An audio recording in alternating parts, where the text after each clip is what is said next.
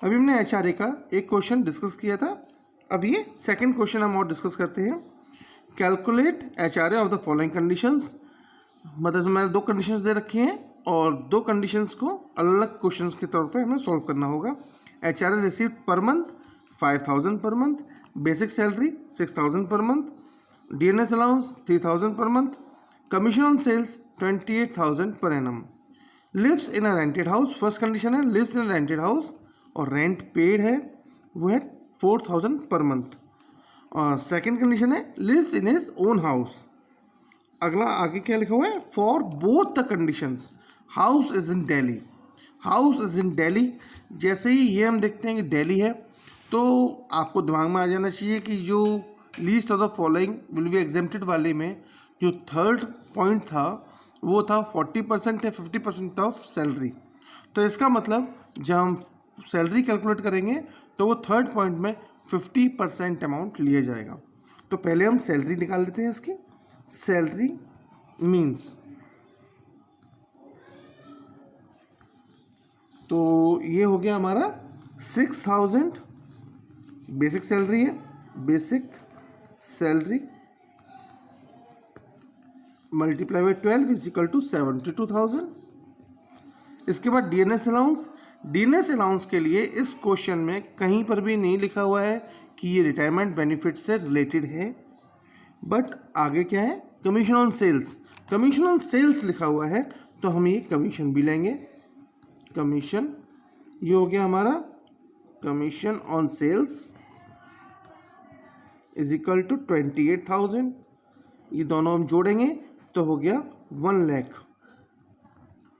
अब हम लगाएंगे 10% of salary, that will be 10,000 and 50% of salary is equal to 50,000। Now हम वही रूल्स अपने, least of the following, least of the following will be exempted। तो first point है actual HRA received, तो HRA कितना मिला है इसे,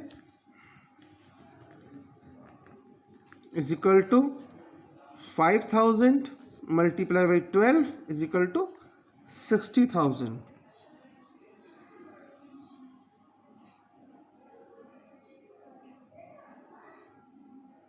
5,000 से हुआ 60,000 इसका। सेकेंड पॉइंट है रेंट पेड, तो rent paid minus 10% of salary.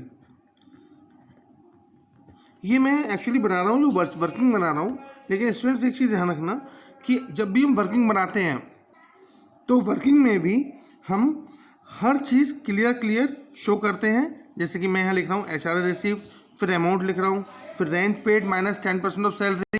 इसको करने से एक चीज़ क्लियर होती है कि जो भी एग्जामिनर होता है उसको मालूम होता है कि इसने रूल्स बाकायदा लिखे हैं। तो रेंट पेड कितना है इसमें, रेंट पेड है हमारा 4000 पर मंथ। रेंट पेड इसमें 4000 multiply by 12 minus 10% of salary 10,000। तो ये हो गया हमारा 48,000, ये हो गया 38,000। अब थर्ड पॉइंट है, ये हम जो सॉल्व करें फर्स्ट क्वेश्चन। थर्ड पॉइंट हमारा है इसका 50% of salary, 50% of salary that will B 50,000। तो आपको यहाँ पर देखने से मालूम पड़ रहा होगा एग्जेम्प्टेड अमाउंट जो होगा वो है 38,000 because it is the least amount of the three. अब taxable amount is equal to ₹60,000 minus ₹38,000 is equal to, ये हो जाएगा ₹22,000। ये तो फर्स्ट पार्ट था वो कंप्लीट हो गया, lives in a rented house, rent paid ये। अब सेकंड पार्ट है lives in his own house.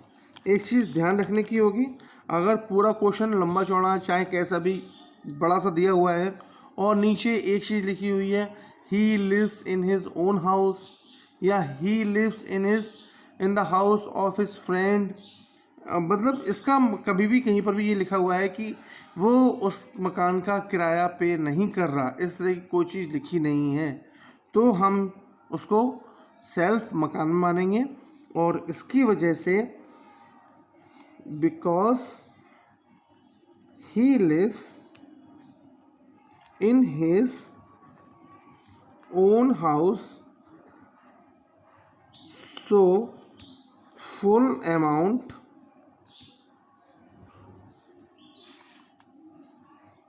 of HRA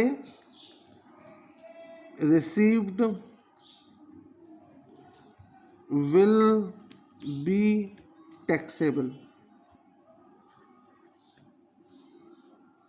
is equal to rupees 60,000. Thank you.